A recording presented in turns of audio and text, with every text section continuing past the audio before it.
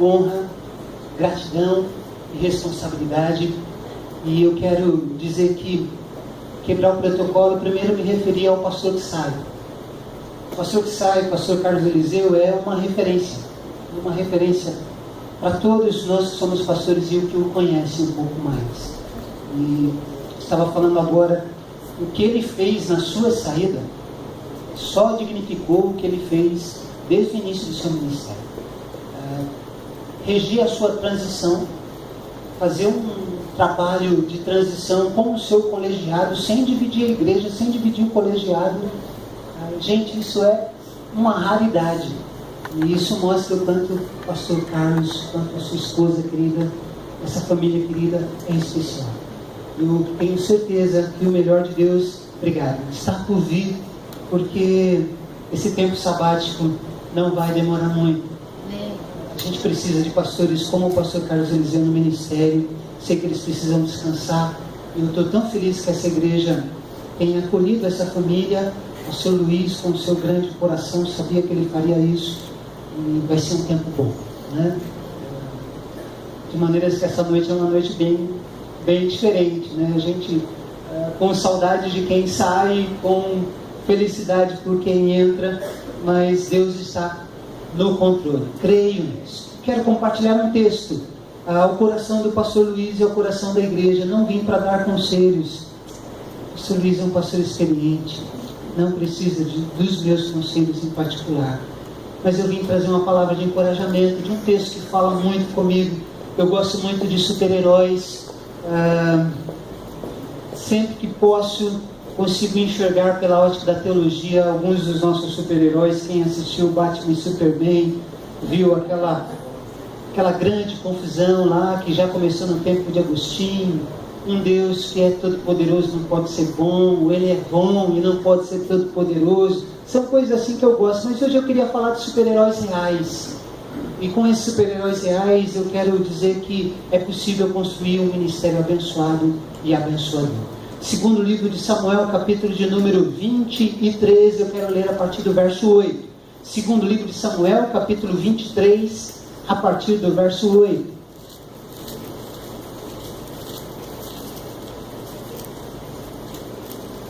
Segundo livro de Samuel, capítulo 23, a partir do verso de número 8. Texto sagrado, para te ajudar, fica depois de 1 Samuel. Não sei se vai ajudar tanto. Segundo livro de Samuel, capítulo 23, a partir do verso 8. O texto diz assim: estes são os nomes dos guerreiros de Davi: Josebe-Basebete, ou Jabezão, o Taquimonita. Esse era o principal dos três. Foi ele que matou 800 homens de uma vez só com uma lança. Depois dele, o Eleazar, o filho do Dodô, filho de Aoíta, um dos 3 guerreiros que estavam com Davi quando desafiaram os filisteus que haviam se reunido para a guerra, enquanto os israelitas se retiravam. E este se levantou e feriu os filisteus até lhe cansar a mão e ficar pegada à espada. E o Senhor deu um grande livramento naquele dia. E o povo voltou para junto de Eleazar apenas para tomar o despojo. Depois dele, o Samá, filho de Agé, o Ararita.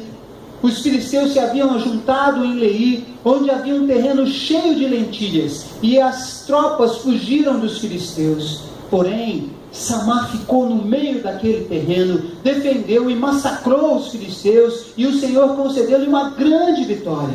3 dos 30 comandantes desceram no tempo da colheita, e foram falar com Davi na caverna de Adulão, e a tropa dos filisteus havia acampado no vale de Refaim.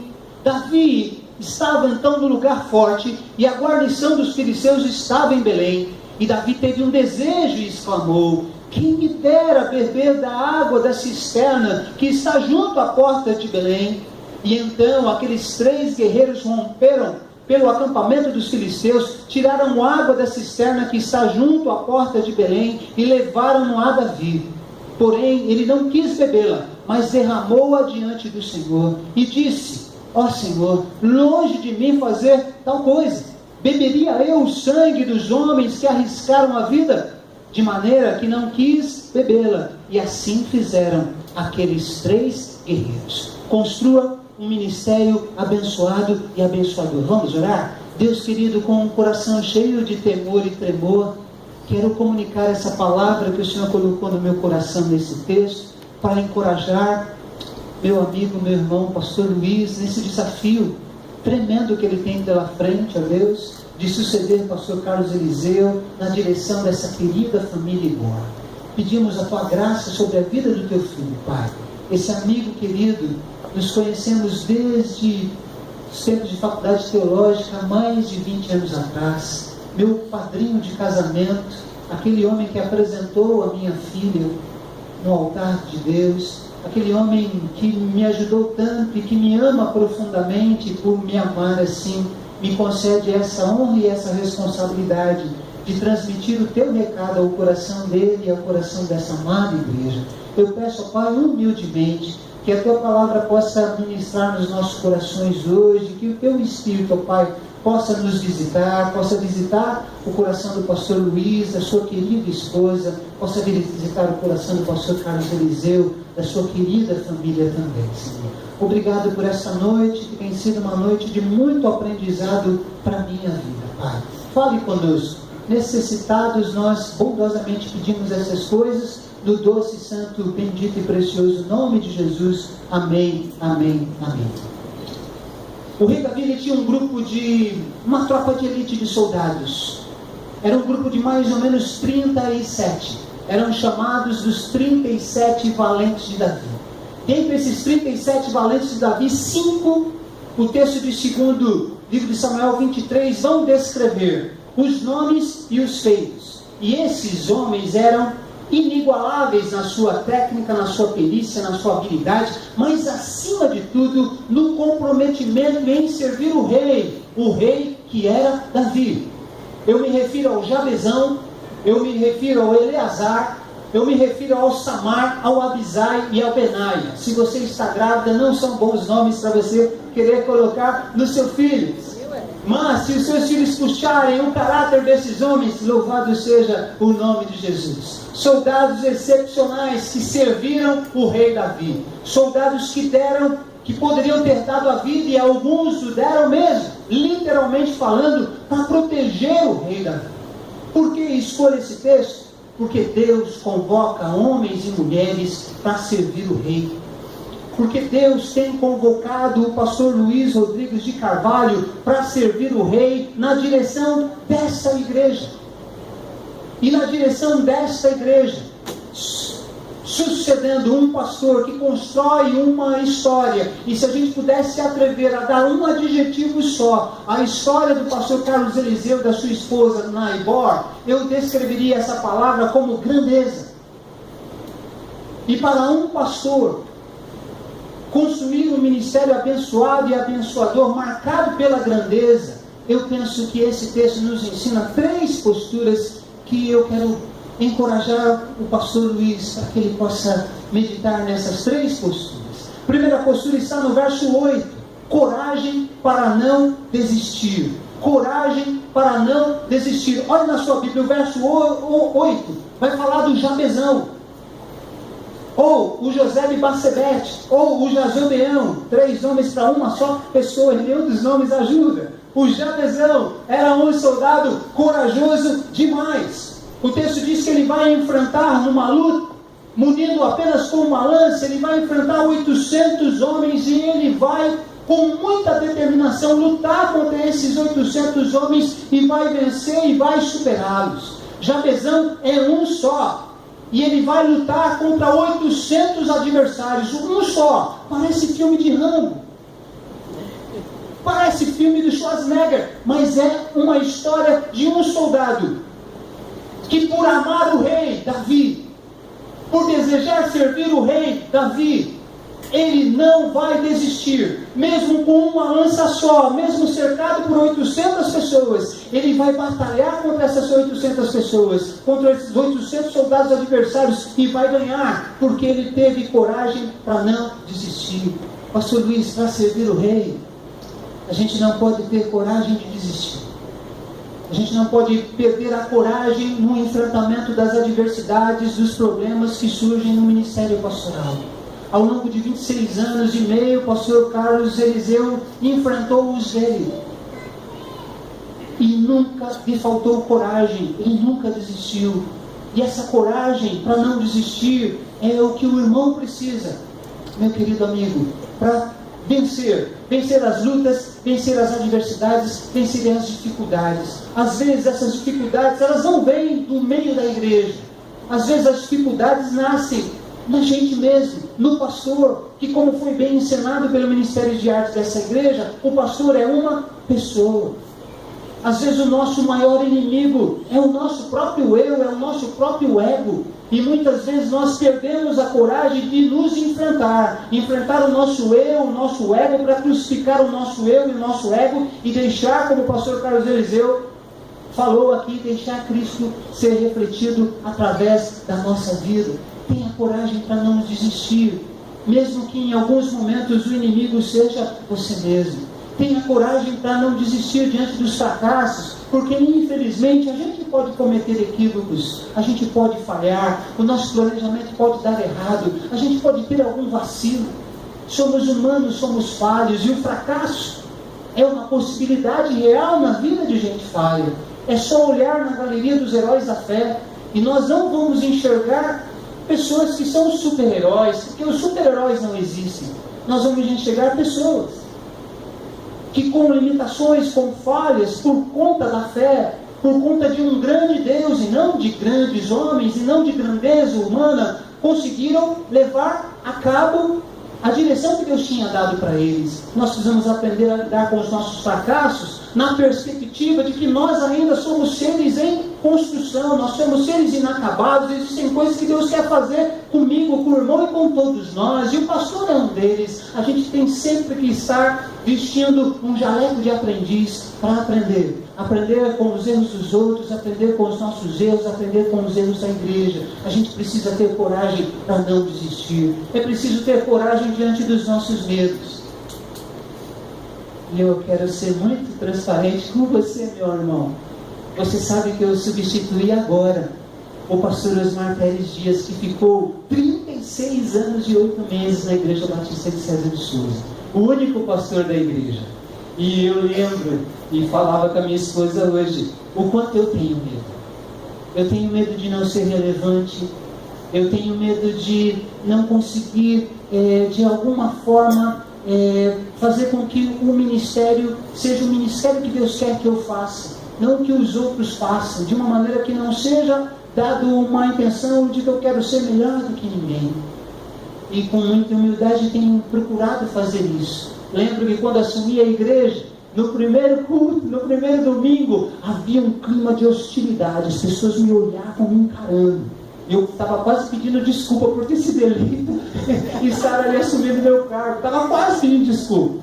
E preguei o sermão, e aí eu vi uma solidariedade no rosto de uma senhora que estava chorando.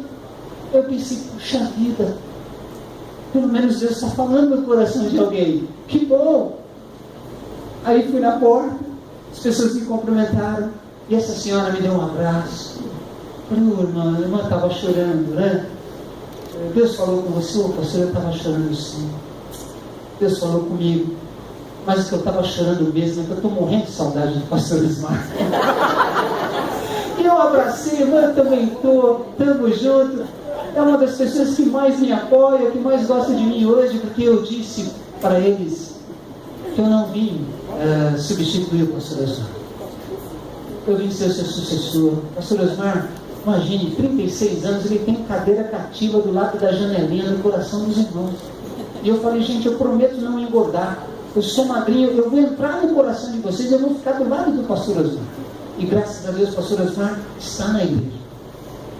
É difícil dizer que ele é meu velho, ele me ensina muito, mas ele está lá, com o jeitão dele, com a ética que ele tem, com o amor que ele tem por mim, com a paciência que ele tem por mim. Ele está lá. E quando eu penso nesse medo, há um salmo que Deus sempre me conforta, que é o Salmo 118, verso 6. O Senhor é o meu ajudador. O Senhor é o meu ajudador, é o teu ajudador. Eu sei que suceder alguém que deu certo, que está saindo, porque deseja sair, porque entende que Deus o está preparando no tempo dele um outro projeto ministerial e tem essa maturidade, essa visão de fazer esse processo, é muito difícil. Mas tenha coragem para não desistir. Porque essa igreja, já percebi que é uma igreja amada, querido.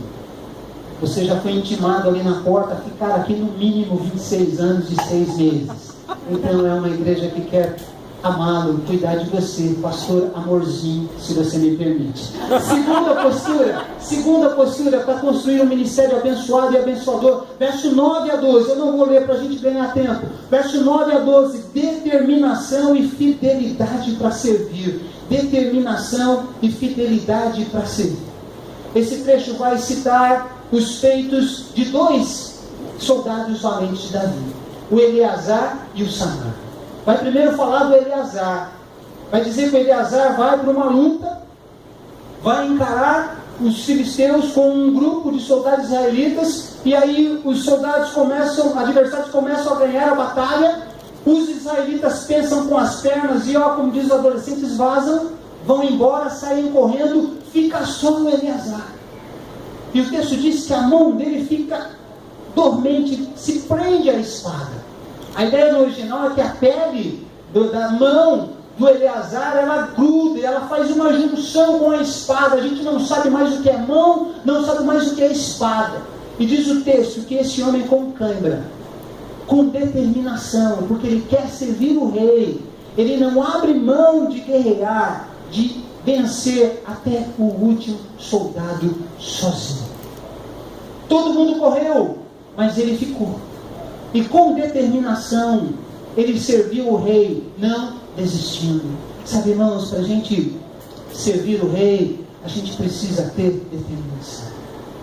Num ministério pastoral que está inserido nesse mercado religioso gospel, que nos leva muitas vezes a falar o que as pessoas querem ouvir e não aquilo que Deus quer falar para as pessoas. Se nós não temos determinação, nós vamos acabar não falando aquilo que Deus deseja falar, para falar aquilo que os outros estão falando e que a comunidade gostaria de ouvir, mas que não é o discurso de Deus para nós.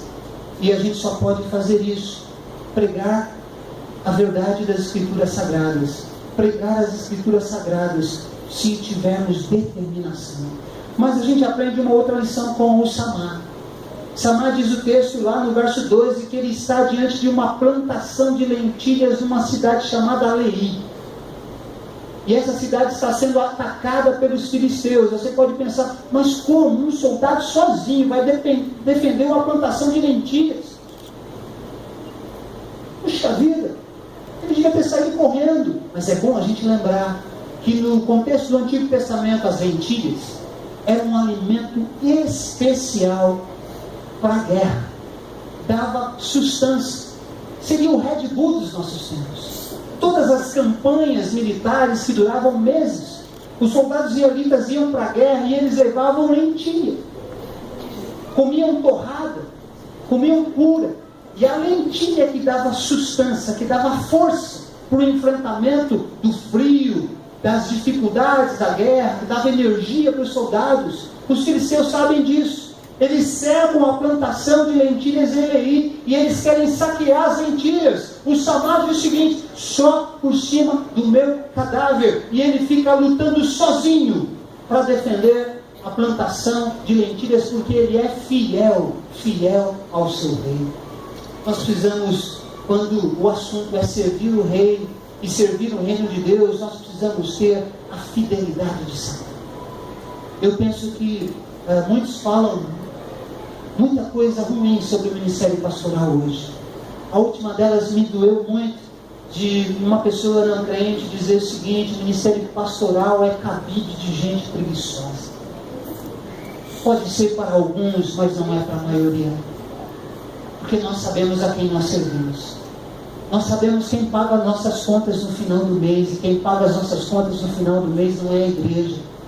Quem paga as nossas contas é o Eterno através da igreja. A igreja não é o patrão do pastor. O patrão do pastor é o Eterno.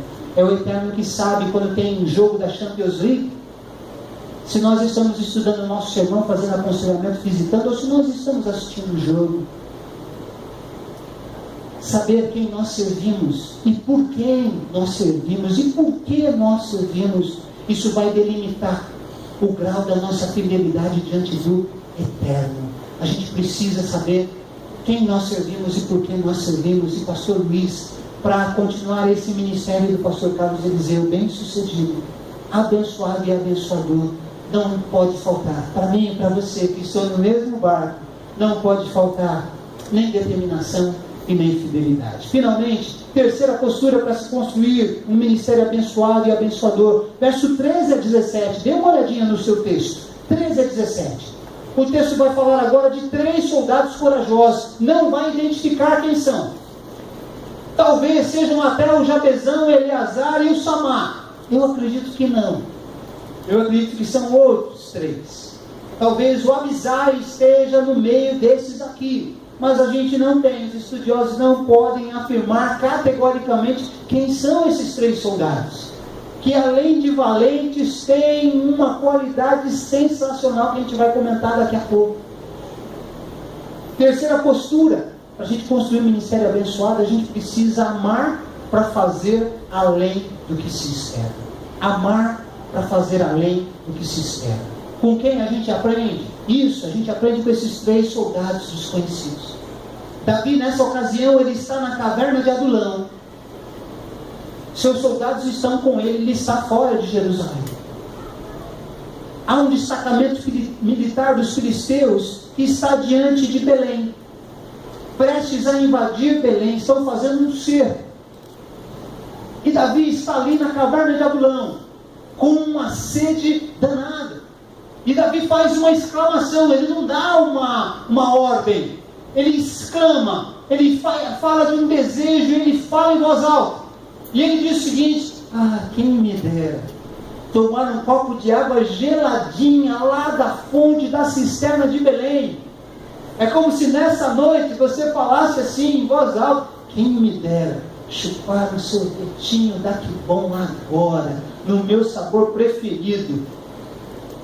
Os soldados ouvem essa exclamação do rei, e eles querem servir o rei, e eles amam o rei. E quem ama faz sempre além do que se espera. Esses soldados sempre pediam autorização para ninguém. Eles deixam lá onde os israelitas estão, na caverna de Adulão, e eles se dirigem, passam no meio do acampamento dos filisteus, vão até a cisterna de Belém, apanham água num cantil, voltam, atravessam o acampamento dos filisteus de novo, e chegam e oferecem essa água para o rei Davi.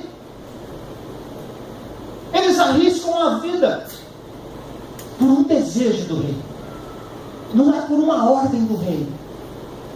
Eles querem servir o rei, eles amam o rei, e quem ama muitas vezes faz além do que se espera. Esses 3 soldados, eles arriscam a vida e traz a água para Davi, que derrama essa água em sacrifício para Deus. Eu não posso tomar essa água, que poderia ter custado a vida desses 3 amigos, companheiros, e ele derrama essa água como libação, como um sacrifício de louvor a Deus. Eu olho para esses 3 homens, e esses 3 homens desconhecidos me lembram uma verdade no ministério pastoral. O pastor precisa amar além do que se espera. A gente só consegue servir o rei, servindo a igreja, quando nós amamos além do que se espera. Quando nós fazemos além do que nos pede, porque nós amamos. E os sacrifícios que nós fazemos por amor não são tão sacrificantes assim, porque nós amamos além do que se espera. Mas eu olho para esse texto e eu vejo uma outra verdade, mais profunda do que essa, que a gente precisa imitar Jesus, que é com Jesus que a gente aprende, ministerialmente falando, a amar além do que se espera. Porque Jesus, ele veio servir, ele não veio para ser servido. É com Jesus que nós, pastores e líderes, aprendemos a amar além do que se espera, porque Ele é o mestre, é Ele quem nos dá esse exemplo. Mas é uma outra verdade que está nesse texto aqui. Há um outro componente que vai além dessa questão do amor, de servir alguém por uma hierarquia. Eu vejo a admiração. Esse texto nos fala que a admiração é um componente muito importante, especialmente na liderança. E ele é maravilhoso, especialmente no contexto de uma vida ministerial, no contexto do ministério pastoral. Quando nós admiramos alguém, por esse alguém, nós fazemos coisas extraordinárias, nós fazemos além do que se espera. A Ibor fez muito disso na vida do pastor Carlos Eliseu, na vida da sua esposa, certamente. Certamente, quando o pastor exclamou, precisa tomar água, muitos irmãos aqui devem ter atravessado o desfiladeiro de adversário pela admiração da pessoa do pastor Carlos Eliseu, não da figura hierárquica, da pessoa. Isso ensina muita coisa, não só para o pastor Luiz, para mim.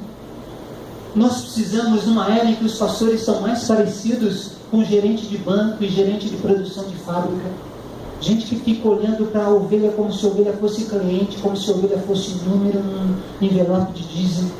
Nós precisamos nos tornar pessoas admiráveis. As pessoas precisam nos admirar por quem somos, pela pessoa que nós somos, atrás do título. Nós somos pessoas e precisamos ser pessoas admiráveis, porque as ovelhas precisam olhar para nós, precisam se identificar com a gente. Sim, nós não somos perfeitos, nós somos falhos, nós somos pecadores, mas deve haver virtude em nós. O nosso conteúdo interior deve mover pessoas a querer seguir a Jesus pelo nosso jeito de olhar a vida, de enxergar a vida. Infelizmente tem líderes que dão azim em copo de chá de fruto, porque são pessoas enfadonhamente chatas, pessoas que não são admiráveis. Quem é que vai levar um copo de água quando o pastor Luiz exclamar que ele está com sede daquela água de Belém? Meu amigo, eu e toda essa igreja faremos isso. Sabe por quê? Porque você é uma pessoa admirável. Você tem coração pastoral, mas você tem humildade. A pessoa do Luiz é uma pessoa linda e especial. Teu coração é cheio de generosidade. Essa igreja que já te conhece um pouco vai te conhecer. Esse coração incrível que você tem, esse pastor amorzinho que você já é, será muito mais, porque você é uma pessoa admirável. Lembro de ter pregado na Igreja Batista dos Jardins, uma igreja em que o pastor Luiz pastoreou, e estava conversando na hora do evento, tinha um almoço no final do evento lá, no culto de domingo. Eu estava conversando com uma senhora de idade chamada Júlia, e ela estava conversando e falou: pastor, o senhor visita as suas ovelhas idosas? Falando para mim. Sim, eu tenho uma boa relação com as pessoas de mais idade, acho que é sempre uma oportunidade de aprender com elas. Muito bem. O senhor costuma visitar os idosos quando eles estão enfermos? Sim, vou também. Mas o pastor Luiz, ele faz uma coisa quando ele me visita. Eu que já tenho quase 84 anos. Quando eu estou enfermo, ele vai fazer a visita. E ele prepara uma sopinha, ó, padrão Masterchef. Ele faz a sopa. A Adilene ainda não era casada com ele. E ele leva a sopa na visita. Você faz isso? Eu já fiquei lá embaixo, autoestima lá embaixo. Diz: irmão, não posso fazer isso, senão as minhas ovelhas vão para o céu mais cedo se eu cozinhar para elas. Mas ele é uma pessoa assim, admirável. Faz isso porque é da essência dele. Ele não faz isso para aparecer bem na foto. Ele é desse jeito. E por gente assim a gente admira. Meu irmão, meu amigo, pastor Luiz, eu oro e desejo que você construa na Ibor um ministério abençoado e abençoador. Você tem uma santa referência que é o teu sucessor, que é uma pessoa incrível, um pastor sensacional. Para isso, meu querido, tenha coragem para não desistir. Sirva o Eterno com determinação e fidelidade. E acima de tudo, ame para fazer além do que se espera. Que Deus te abençoe, meu irmão, rica e poderosamente.